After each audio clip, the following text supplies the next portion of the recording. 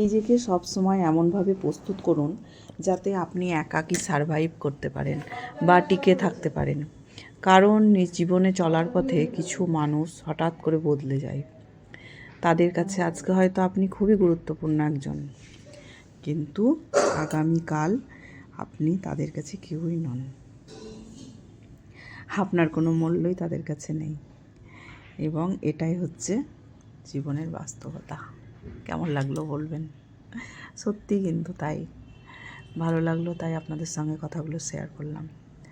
তো মাম্মামকে বাসে দিয়ে এলাম, স্কুল বাসে। আর এসে রান্না টান্না তো সব হয়ে গেছে আমার।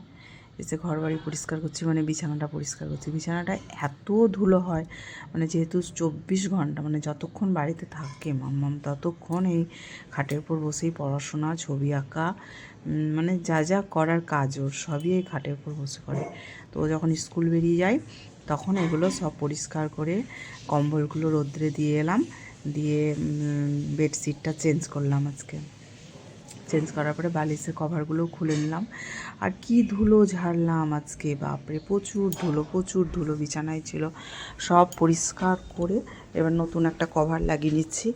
আর এই দুপুরবেলাতেই এই মানে কাজগুলো করতে ভালো লাগে। আর সন্ধ্যাবেলায় কি বিকালবেলায় ঘুম থেকে উঠে ঠান্ডা দিনে একদম ভালো লাগে না।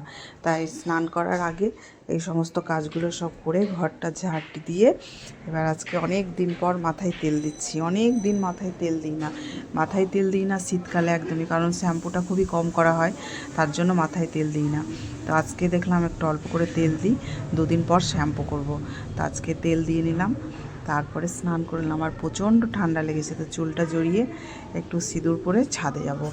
ভীষণ ঠান্ডা, আবার 2 দিন ঠান্ডাটা কম ছিল, আবার 2 দিন থেকে ঠান্ডা পড়েছে। স্নান করার পর বেশি ঠান্ডা লাগে। আর এখন তো একদম মানে রৌদ্র নেই, ছাদে না গেলে রৌদ্র পাওয়া যাবে না। তো চলো তাড়াতাড়ি যাই ছাদে, ঠান্ডা লেগেছে খুব। ঠিক আছে, টাটা।